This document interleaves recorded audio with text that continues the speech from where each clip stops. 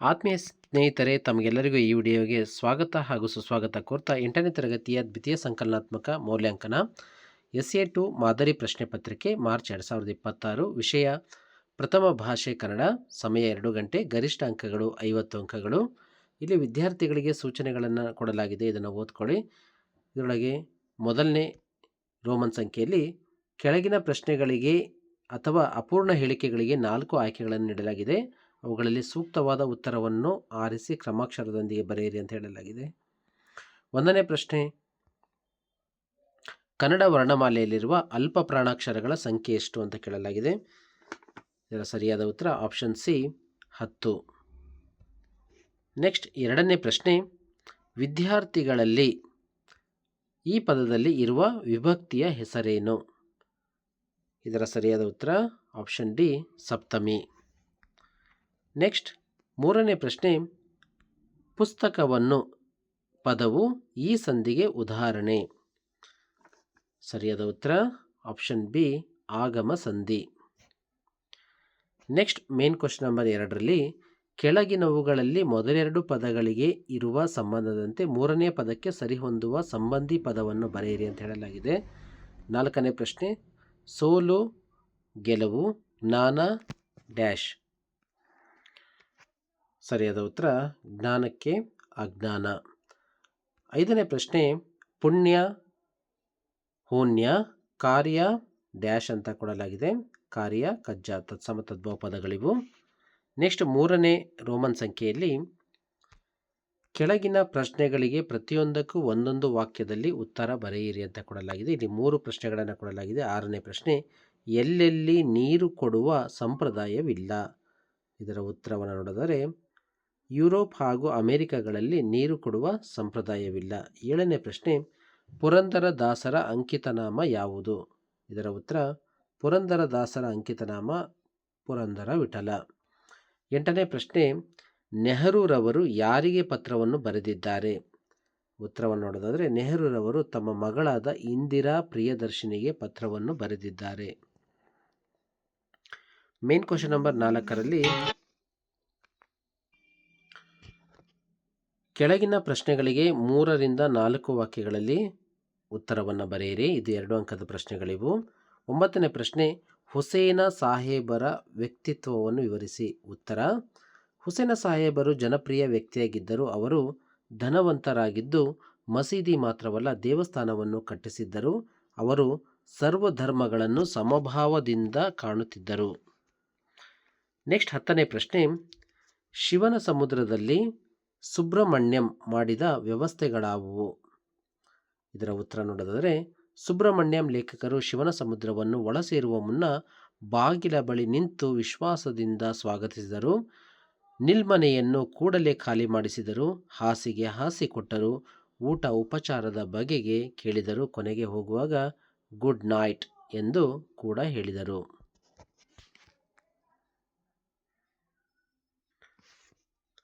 11ನೇ ಪ್ರಶ್ನೆ, ಕವಿ ಗೋವಿಂದ ಪೈ ಅವರ ಪ್ರಕಾರ ಕನ್ನಡದ ಕವಿಶ್ರೇಷ್ಠರ ಹಿರಿಮೆಯೇನು?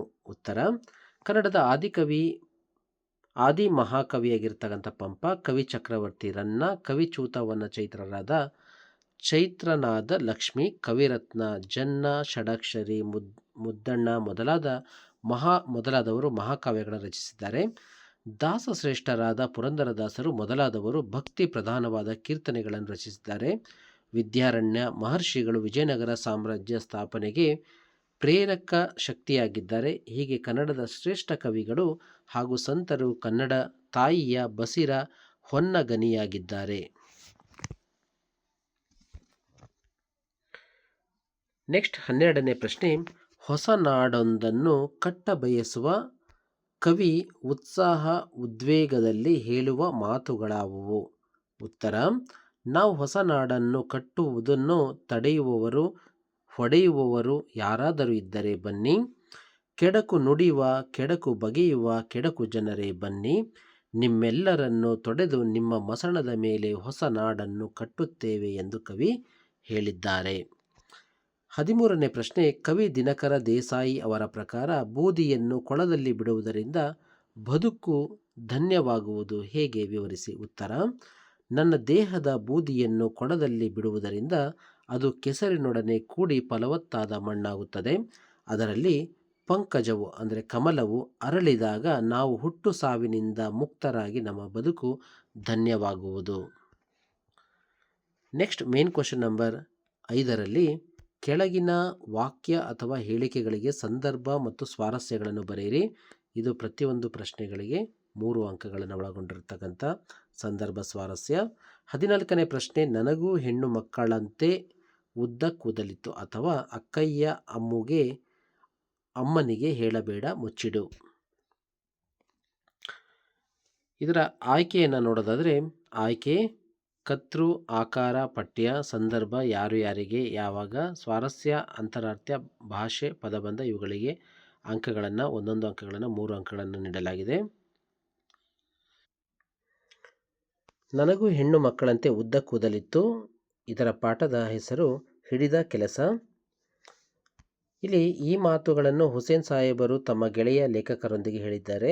ಹುಸೇನ್ ಸಾಹೇಬರು ತಮ್ಮ ಜೀವನದ ಆರಂಭದಲ್ಲಿ ಕಷ್ಟಗಳನ್ನು ಅನುಭವಿಸುತ್ತಿದ್ದಾಗ ತಮ್ಮ ತಂದೆಯವರು ಸತ್ತ ನಂತರ ತಾವೇ ತಮ್ಮ ತಂಗಿಯರ ಮತ್ತು ಅಮ್ಮನ ಹೊಣೆ ಹೊತ್ತರು. ಅವರು ತಮ್ಮ ಕಷ್ಟದ ದಿನಗಳನ್ನು ನೆನಪಿಸಿಕೊಳ್ಳುತ್ತಾ ಈ ಮಾತನ್ನು ಹೇಳಿದ್ದಾರೆ.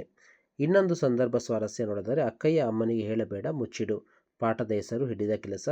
ಈ ಮಾತುಗಳನ್ನು ಹುಸೇನ್ ಸಾಹೇಬರು ತಂಗಿ ಅಕ್ಕಯ್ಯನಿಗೆ ಹೇಳಿದ್ದಾಳೆ. ಹುಸೇನ್ ಸಾಹೇಬರು ಕೆಲಸ ಹುಡುಕಿಕೊಂಡು ಬೆಂಗಳೂರಿಗೆ ಹೋಗುವಾಗ ಅವರ ತಂಗಿ ಅಳುತ್ತಾ ಈ ಮಾತನ್ನು ಹೇಳಿದ್ದಾರೆ. ಈ ಮಾತಿನಲ್ಲಿ ತಂಗಿಯ ಅಕ್ಕರೆಯು ವ್ಯಕ್ತವಾಗಿದೆ. ನೆಕ್ಸ್ಟ್ ಮೇನ್ ಕ್ವಶನ್ ನಂಬರ್ 6ರಲ್ಲಿ ಸಾಹಿತಿಗಳ ಸ್ಥಳ, ಕಾಲ, ಕೃತಿ ಮತ್ತು ಪ್ರಶಸ್ತಿಗಳನ್ನು ಕುರಿತು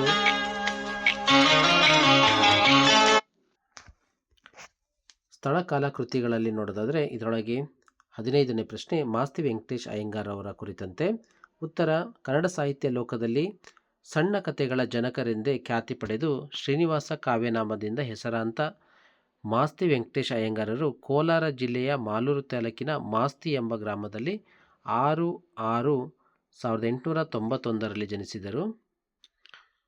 ಇವರು ಕಾವ್ಯ, ನಾಟಕ, ಕಾದಂಬರಿ, ವಿಮರ್ಶೆ ಹೀಗೆ ಕನ್ನಡ ಸಾಹಿತ್ಯ ವಿವಿಧ ಪ್ರಕಾರಗಳಲ್ಲಿ ಕೃತಿ ರಚಿಸಿದ್ದಾರೆ. ಇವರ ಸಣ್ಣ ಕಥೆಗಳು ಒಟ್ಟು 13 ಸಂಪುಟಗಳಲ್ಲಿ ಪ್ರಕಟವಾಗಿದೆ. ಗೌತಮಿ ಹೇಳಿದ ಕತೆ, ಸಾರಿಪುತ್ರನ ಕೊನೆಯ ದಿನಗಳು, ಕುಚೇಲನ ಭಾಗ್ಯ, ಹೇಮಕೂಟದಿಂದ ಬಂದ ಮೇಲೆ, ಚಿಕ್ಕವೀರ ರಾಜೇಂದ್ರ ಮೊದಲಾದ ಪ್ರಮುಖ ಕೃತಿಗಳು. ಇವರ ಚಿಕ್ಕವೀರ ರಾಜೇಂದ್ರ ಕೃತಿಗೆ 1983ರಲ್ಲಿ ಜ್ಞಾನಪೀಠ ಪ್ರಶಸ್ತಿ ದೊರೆತಿದೆ. ಮತ್ತೊಬ್ಬರು ಕವಿಯ ಬಗ್ಗೆ ಕೊಡಲಾಗಿದೆ ಅಥವಾ ಮುದ್ದಣ ಕವಿಯ ಬಗ್ಗೆ. ಲಕ್ಷ್ಮೀನಾರಾಯಣಪ್ಪ ಉಡುಪಿ ಜಿಲ್ಲೆಯ ಕಾರ್ಕಳ ತಾಲೂಕಿನಲ್ಲಿರುವ ನಂದಳಿಕೆಯ ಶ್ರೀ ಮಹಾಲಿಂಗೇಶ್ವರ ದೇವಾಲಯದಲ್ಲಿ ಮಾಲೆಗಾರರಾಗಿದ್ದ ತಿಮ್ಮಪ್ಪಯ್ಯ ಮತ್ತು ಮಹಾಲಕ್ಷ್ಮಮ್ಮ ದಂಪತಿಗಳ ಮಗ. 1870 ಜನವರಿ 24ರಂದು ಜನಿಸಿದ ಈತನನ್ನು ತಾಯಿ ಮುದ್ದಣ ಎಂದು ಮುದ್ದಿನಿಂದ ಕರೆಯುತ್ತಿದ್ದಳು. ಹಾಗಾಗಿ ಲಕ್ಷ್ಮೀನಾರಾಯಣ ಎಂದು ನಾಮಕರಣ ಮಾಡಿದ್ದರೂ ಕನ್ನಡ ನಾಡು ಈತನನ್ನು ಮುದ್ದಣ ಎಂದು ಕರೆಯಿತು. ರತ್ನಾವತಿ ಕಲ್ಯಾಣ, ಕುಮಾರ ವಿಜಯ ಎಂಬ ಯಕ್ಷಗಾನ ಪ್ರಸಂಗಗಳು, ವಾರ್ಧಕ ಷಟ್ಪದಿಯಲ್ಲಿ ರಚಿಸಲ್ಪಟ್ಟ ಶ್ರೀರಾಮ ಪಟ್ಟಾಭಿಷೇಕಂ ಕಾವ್ಯ, ಹಳಗನ್ನಡ ಶೈಲಿಯಲ್ಲಿ ಬರೆಯಲ್ಪಟ್ಟ ಅದ್ಭುತ ರಾಮಾಯಣ, ಶ್ರೀರಾಮಾಶ್ವಮೇಧಂ ಗದ್ಯ ಕಾವ್ಯಗಳು ಮುದ್ದಣನಿಂದ ರಚಿತವಾದವು. ಹೊಸಗನ್ನಡದ ಅರುಣೋದಯದ ಮುಂಗೋಳಿ ಎಂಬ ಪ್ರಶಂಸೆಗೆ ಭಾಜನನಾದ ಮುದ್ದಣ ಕನ್ನಡ ಸಾಹಿತ್ಯದ ಇತಿಹಾಸದಲ್ಲಿ ಸುಭದ್ರ ಸ್ಥಾನ ಗಳಿಸಿದ್ದಾನೆ. ನೆಕ್ಸ್ಟ್ ಮೇನ್ ಕ್ವಶನ್ ನಂಬರ್ 7ರಲ್ಲಿ ಕೆಳಗಿನ ವಾಕ್ಯದಲ್ಲಿರುವ ಅಲಂಕಾರವನ್ನು ಹೆಸರಿಸಿ ಲಕ್ಷಣ ಬರೆದು ಸಮನ್ವಯಗೊಳಿಸಿರಿ. 16ನೇ ಪ್ರಶ್ನೆ, ಸೀತೆಯ ಮುಖ ಕಮಲದಂತೆ ಅರಳಿತು. ಇದರ ಅಲಂಕಾರ ಉಪಮಾಲಂಕಾರ. ಲಕ್ಷಣ, 2 ವಸ್ತುಗಳಿಗಿರುವ ಸಾದೃಶ್ಯ ಸಂಪತ್ತನ್ನು ವರ್ಣಿಸಿ ಹೋಲಿಕೆ ಮಾಡುವುದು.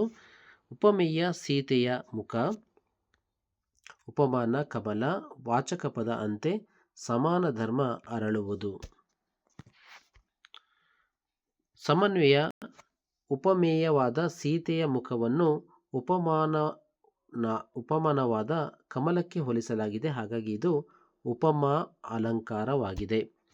ಮೇನ್ ಕ್ವಶನ್ ನಂಬರ್ 8ರಲ್ಲಿ ಕೆಳಗಿನ ಪದ್ಯ ಭಾಗಕ್ಕೆ ಪ್ರಸ್ತಾರ ಹಾಕಿ ಗಣ ವಿಭಾಗಿಸಿ ಛಂದಸ್ಸಿನ ಹೆಸರನ್ನು ಬರೆಯಿರಿ ಅಂತ ಹೇಳಲಾಗಿದೆ. ಇಲ್ಲಿ ಪದ್ಯ ಕೆಲರು ಗೋಧಿಯ ಸಾಮೆಯನು ಕೆಲರು ನವಣೆಯ ಕಂಬು ಜೋಳವ, ಕೆಲರು ಹಾರಕವೆಂದು ಕೆಲವರು ನೆಲ್ಲನತಿಶಯವ. ಇದಕ್ಕೆ ಲಘು ಗುರುಗಳನ್ನು ಹಾಕೋದ್ರ ಮೂಲಕ ತಾವು ಇದನ್ನು ಪ್ರಸ್ತಾರ ಮತ್ತು ಗಣ ವಿಭಾಗವನ್ನು ಮಾಡಬೇಕಾಗಿರುತ್ತೆ.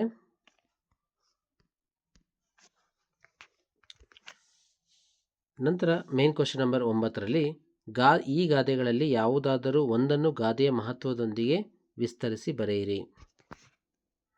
ಮಾತು ಬೆಳ್ಳಿ, ಮೌನ ಬಂಗಾರ ಅಥವಾ ಅತಿ ಆಸೆ ಗತಿಕೇಡು. ನೆಕ್ಸ್ಟ್ ಮೇನ್ ಕ್ವಶನ್ ನಂಬರ್ 10ರಲ್ಲಿ ಕೊಟ್ಟಿರುವ ಪದ್ಯ ಭಾಗವನ್ನು ಪೂರ್ಣಗೊಳಿಸಿರಿ ಅಂತ ಕೊಡಲಾಗಿದೆ. ಉಪ್ಪಿಗಿಂತ ರುಚಿಯು ತಾಯಿಗಿಂತ ಬಂದು, ಇಲ್ಲೆಂಬ ಗಾದೆ ನುಡಿ ಹೇಳಿರುವೆನು, ಗೆಳೆತನದ ರುಚಿಯ ಇದಕ್ಕೂ ಮಿಗಿಲಾಗುವುದು ಎಂಬ ಸಾಹಸ ಮಾಡೇ ದೋಷವೇನು, ಕಂಡವರೇನು ಬಲ್ಲರಿದೇನು, ಉಂಡವನು ಕಂಡಿಹನು ಇದರ ಹದನು. ನೆಕ್ಸ್ಟ್ ಮೇನ್ ಕ್ವಶನ್ ನಂಬರ್ 11ರಲ್ಲಿ ಕೊಟ್ಟಿರುವ ಪದ್ಯಭಾಗವನ್ನು ಓದಿ ಅರ್ಥೈಸಿಕೊಂಡು ಅಡಕವಾಗಿರುವ ಮೌಲ್ಯವನ್ನು ಆಧರಿಸಿ ಸಾರಾಂಶ ಬರೆಯಿರಿ. ನಾಡಿಗಾಗಿ ತನುವ ತೆತ್ತ ಹುತಾತ್ಮರ ಸ್ಮರಣೆಯಲ್ಲಿ, ನಮ್ಮ ಕಷ್ಟದಲ್ಲೂ ನೆರೆಗೆ ನೆರಳನೀವ ಕರುಣೆಯಲ್ಲಿ, ದಾರಿ ಬಳಸಿ ಏರುವಲ್ಲಿ ಬಿರುಗಾಳಿಯ ಮೊಳಗುವಲ್ಲಿ, ನಮ್ಮ ಗುರಿಯ ಬೆಳಕಿನೆಡೆಗೆ ನಡೆವ ಧೀರ ಪಯಣದಲ್ಲಿ. ಉತ್ತರವನ್ನು ನೋಡೋದಾದರೆ ಉತ್ತರ, ಈ ಪದ್ಯ ಭಾಗವನ್ನು ಶ್ರೀ ಕೆ.ಎಸ್. ನರಸಿಂಹಸ್ವಾಮಿ ಅವರು ರಚಿಸಿರುವ ನವಪಲ್ಲವ ಕವನ ಸಂಕಲನದಿಂದ ಆಯ್ದ ಭಾರತೀಯತೆ ಎಂಬ ಆಧುನಿಕ ಕವನದಿಂದ ಆರಿಸಲಾಗಿದೆ. ನಾವು ನಾಡಿಗಾಗಿ ಬಲಿದಾನ ಮಾಡಿದ ಹುತಾತ್ಮರನ್ನು ಸದಾ ನೆನೆಯುತ್ತಿದ್ದೇವೆ. ನಾವು ಕಷ್ಟದಲ್ಲಿದ್ದರೂ ನೆರೆ ರಾಷ್ಟ್ರಗಳಿಗೆ ಸಹಾಯದ ಹಸ್ತ ಚಾಚುತ್ತಿದ್ದೇವೆ. ನಾವು ನಡೆಯುವ ಮಾರ್ಗದಲ್ಲಿ ಏಳು ಬೀಳುಗಳಿದ್ದರೂ, ಆತಂಕದ ಬಿರುಗಾಳಿ ಮೊಳಗುತ್ತಿದ್ದರೂ, ನಮ್ಮ ಗುರಿಯ ಬೆಳಕಿನೆಡೆಗೆ ನಮ್ಮ ಧೀರ ಪ್ರಯಾಣ ಸಾಗುತ್ತಿದೆ. ನಾವು ಎಲ್ಲೇ ಇರಲಿ ನಾವೆಲ್ಲರೂ ಒಂದು, ನಾವು ಭಾರತೀಯರು ಎಂಬ ದೇಶಾಭಿಮಾನ ನಮ್ಮಲ್ಲಿದೆ ಎಂದು ಕವಿಗಳು ವರ್ಣಿಸುತ್ತಾರೆ. ಮೌಲ್ಯ: ದೇಶಪ್ರೇಮ ಭಾವನೆ ಭಾರತೀಯರಲ್ಲಿ ಮೂಡಿಬರಲಿ, ನಾವೆಲ್ಲರೂ ಒಂದು, ರಾಷ್ಟ್ರೀಯ ಭಾವೈಕ್ಯತೆಯ ಭಾವನೆ ನಮ್ಮೆಲ್ಲರಲ್ಲೂ ಮೂಡಿಬರಲಿ ಎಂದು ಕವಿ ಆಶಿಸುತ್ತಾರೆ. ಮೇನ್ ಕ್ವಶನ್ ನಂಬರ್ 12ರಲ್ಲಿ ಈ ಕೆಳಗಿನ ಗದ್ಯ ಭಾಗವನ್ನು ಮನಸ್ಸಿನಲ್ಲಿ ಓದಿಕೊಂಡು ಕೊಟ್ಟಿರುವ ಪ್ರಶ್ನೆಗಳಿಗೆ ಉತ್ತರಿಸಿ. ನೊಬೆಲ್ ಪ್ರಶಸ್ತಿ ಪಡೆದ ಇಲ್ಲಿ ಗದ್ಯ ಭಾಗವನ್ನು ಓದ್ಕೊತ ಹೋಗಿ.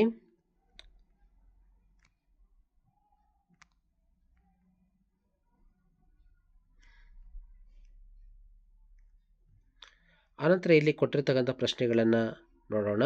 ಪ್ರಶ್ನೆಗಳು ಆದಲ್ಲಿ, ಪ್ರಾಮಾಣಿಕತೆ ಒಬ್ಬ ವ್ಯಕ್ತಿಯ ಜೀವನ ಬದಲಿಸಿತು, ಈ ಹೇಳಿಕೆಯನ್ನು ಸಮರ್ಥಿಸಿ. ಉತ್ತರ: ರಾಮನ್ ಇನ್ಸ್ಟಿಟ್ಯೂಟ್ ಆಫ್ ಎಂಬ ಸಂಶೋಧನಾ ಸಂಸ್ಥೆಯಲ್ಲಿ ಕೆಲಸ ನಿರ್ವಹಿಸಲು ಯುವ ಸಂಶೋಧಕರನ್ನು ಆಯ್ಕೆ ಮಾಡಿಕೊಳ್ಳಬೇಕಾಗಿತ್ತು.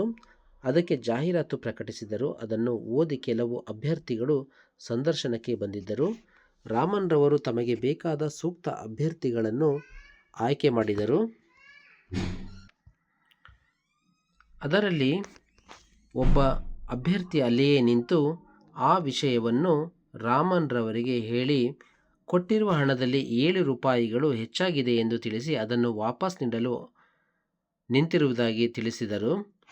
ಅದಕ್ಕೆ ರಾಮನ್ ಅವರು ನಿನ್ನ ಪ್ರಾಮಾಣಿಕತೆಗೆ ಇನ್ನೊಂದು ಉದ್ಯೋಗ ಸೃಷ್ಟಿಸಿರುವುದಾಗಿ ತಿಳಿಸಿದರು. ಕೇವಲ 7 ರೂಪಾಯಿಯ ಪ್ರಾಮಾಣಿಕತೆ ಒಬ್ಬ ವ್ಯಕ್ತಿಯ ಜೀವನ ಬದಲಿಸಿತು. ಆ ವ್ಯಕ್ತಿಯು ಮುಂದೆ ಶ್ರೇಷ್ಠ ವಿಜ್ಞಾನಿಯಾಗಿ ಗುರುತಿಸಿಕೊಂಡರು. ನೆಕ್ಸ್ಟ್ ಬಾದಲ್ಲಿ ಗದ್ಯ ಭಾಗದಲ್ಲಿ ಮೂಡಿಬಂದ ಮೌಲ್ಯಗಳನ್ನು ಗುರುತಿಸಿ ಬರೆಯಿರಿ. ಇಲ್ಲಿ ಮೌಲ್ಯಗಳು ಯಾವ್ಯಾವು ಅಂತಂದರೆ ಪ್ರಾಮಾಣಿಕತೆ, ಸಮಯೋಚಿತ ನಿರ್ಧಾರ, ಸತ್ಯ, ನ್ಯಾಯ, ವಿದ್ಯಾರ್ಥಿಗಳ ಬದ್ಧತೆ, ಸಂಸ್ಥೆಯ ವಿಶಾಲ ಭಾವನೆ ಮೊದಲಾದವುಗಳು ಕಂಡುಬರ್ತವೆ. ನೆಕ್ಸ್ಟ್ ಮೇನ್ ಕ್ವಶನ್ ನಂಬರ್ 13ರಲ್ಲಿ ಕೆಳಗಿನ ಯಾವುದಾದರೂ ಒಂದಕ್ಕೆ ಕೊಟ್ಟಿರುವ ಮಾಹಿತಿಯನ್ನು ಆಧರಿಸಿ ಪತ್ರ ಬರೆಯಿರಿ.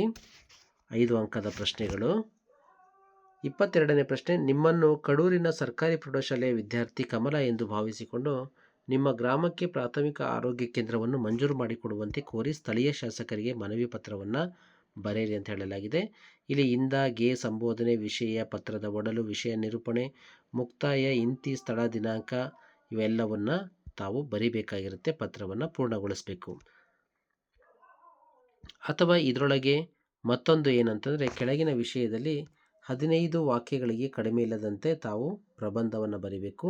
ಪ್ರಬಂಧದ ವಿಷಯ ಏನು ಅಂತಂದರೆ ಪರಿಸರ ಸಂರಕ್ಷಣೆಯಲ್ಲಿ ವಿದ್ಯಾರ್ಥಿಗಳ ಪಾತ್ರ. ಇದಕ್ಕೆ ಪ್ರಸ್ತಾವನೆ, ಪೀಠಿಕೆ, ವಿಷಯ ಪ್ರವೇಶ, ಒಡಲು ಅಥವಾ ಸಮರ್ಥ ವಿವರಣೆಯೊಂದಿಗೆ ವಿಷಯ ನಿರೂಪಣೆ ಮಾಡಬೇಕು. ಉಪಸಂಹಾರ ಅಥವಾ ಮುಕ್ತಾಯವನ್ನು ಬರೀಬೇಕಾಗಿರುತ್ತೆ. ಇಷ್ಟೆಲ್ಲ ಬರೆದು ತಾವು ಪ್ರಬಂಧವನ್ನು ಪೂರ್ಣಗೊಳಿಸಬೇಕು.